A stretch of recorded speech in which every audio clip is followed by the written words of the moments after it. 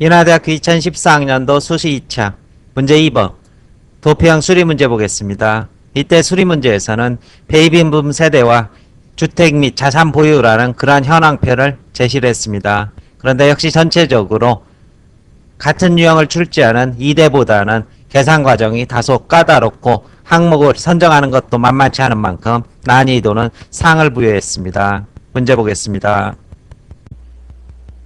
문제에서는 네 사람의 주장이 모두 옳다, 표를 활용해서 그것을 뒷받침하라 이런 요구를 하고 있고,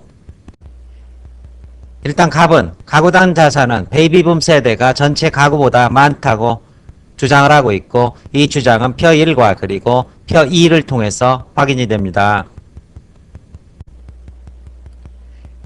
일단 표 2에서 가구별 자산 분포 현황을 보면 전체 가구는 5209 그리고 베이비붐 세대는 922가 나오게 될 것이고, 단위는 생략입니다. 이것을 전체 가구 수로 나누게 된다면은 각각의 개별 가구의 자산 현황이 나오는 만큼 5209 나누기 1750은 2.98억 원이 나오게 될 것이고, 922 나누기 234는 얼마가 된다? 3.94억 원이 나오게 됩니다. 따라서 이것이 많다는 주장을 뒷받침할 수 있습니다. 첫 번째 항목에 대한 다른 계산법으로는 전체 가구의 분포에 있어서 이쪽 전체 가구 중에서 베이비붐이 차지하는 가구의 비율과 그리고 전체 자산에서 베이비붐이 차지하는 이런 자산의 비율을 비교함으로써 이것이 더 크다는 사실로부터 첫 번째 주장을 뒷받침하셔도 문제가 없는 답안이 될 수 있을 것입니다. 결국 전체 가구에서 세대수보다 전체 자산에서 차지하는 자산이 더 많다면 이들의 자산이 많다는 결론이 나오기 때문입니다. 을은 베이비붐 세대의 가구당 평균 소득은 전체 가구보다 적다 이렇게 말하고 있는데, 이것은 표 1에서 확인이 됩니다. 표 1에서 각각의 소득 구간에 따라서 분포를 살펴보게 된다면, 일단 저소득의 경우 베이비붐 세대의 가구의 비율이 전체 가구보다 많다는 사실을 확인할 수 있을 것입니다. 따라서 이 항목과 이 항목 그리고 이 항목과 이 항목을 비교했을 때 전체적으로 저소득 계층에서 베이비붐 세대의 비중이 많다. 그렇지만 3천만 원대 이상부터는 이제 베이비붐 세대 가구의 비율이 점점 더 작아진다는 사실을 확인할 수 있을 것입니다. 따라서 저소득 계층에서는 베이비붐 세대의 비중이 크지만 소득이 높아지는 분야에서는 모두 비중이 작은 만큼 전체적으로 소득이 작다는 결론을 내릴 수 있다. 이렇게 설명할 수 있을 것입니다. 병은 주택과 토지를 동시에 보유한 가구의 비중은 베이비붐 세대가 전체 가구보다 높다 이렇게 말하고 있는데, 이것은 표 3에서 확인이 될 수 있습니다.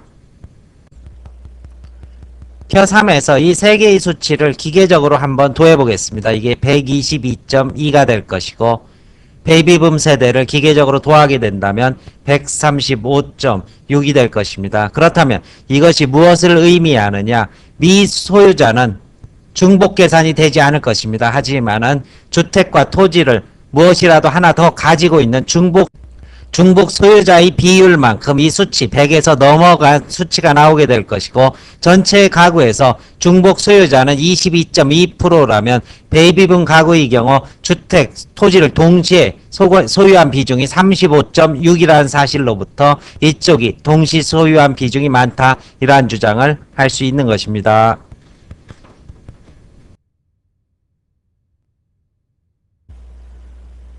정은 베이비붐 세대의 토지 보유 가구 비중은 전체 가구보다 높으며 토지 보유 가구의 평균 토지 가격도 베이비붐 세대가 전체 가구보다 높다 이런 주장을 하고 있는데, 이것은 표 1, 2, 3을 모두 활용해서 뒷받침할 수 있습니다.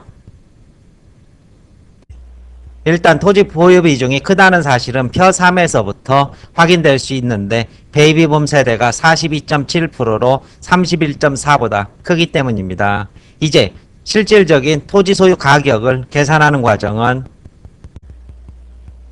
색칠하는 부분에 주목해 보셔야 되는데, 전체 가구에서 몇 프로가 31.4가 토지를 보유하고 있고 그 토지 자산의 액수는 1749라는 사실로부터 이 두 개의 값에서부터 보유 가구 수를 구하고 난 다음에, 그리고 다시 이 토지 전체 자산 액수를 나눠줌으로써 개별 가구가 가진 액수를 역시 산출할 수 있을 것입니다. 마찬가지로 베이비붐의 경우에도 전체 가구 수와 그리고 베이비붐 세대의 토지 보유 액수 그리고 전체 비중 이 세 가지 항목을 이용해서 구할 수 있을 것인데, 구체적인 수식은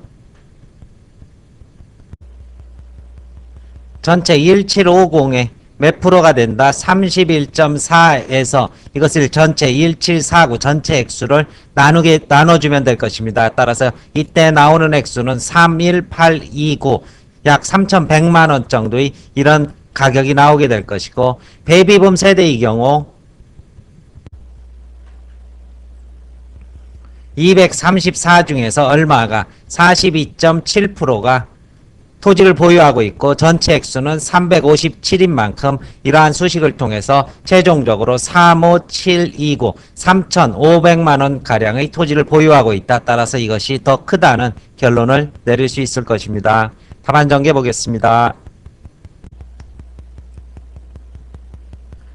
갑의 주장은 표의 총자산을 표일의 가구수 총계로 나누어 확인한다. 가구당 자산은 전체 가구는 29766인 반면 베이비붐 세대는 39402만원으로 더 높다.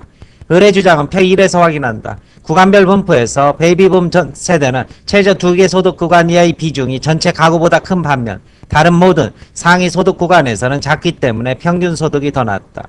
병의 주장은 표 3에서 확인한다. 주택 소유, 토지 수요, 부동산 미소유 비중의 단순 합계에서 100%를 초과하는 값이 주택과 토지를 동시에 소유한 가구의 비중인데, 이 값이 전체 가구에서는 22%인 반면 베이비붐 세대는 36%이다. 정의 주장은 표 1, 3을 모두 이용해 확인한다. 토지 소유 비중은 표 3에서 베이비부머는 42.7%로 전체 자산의 31.4%보다 높다. 보유 가구당 평균 토지 가격은 표 2의 토지 금액을 표 1의 가구 수와 표 3의 보유 비중으로 나누어 구한다. 이때 전체 가구는 31829만원 그리고 베이비 부머는 35729만원으로 베이비 부머가 더 크다는 사실을 알 수 있다. 설명 마칩니다.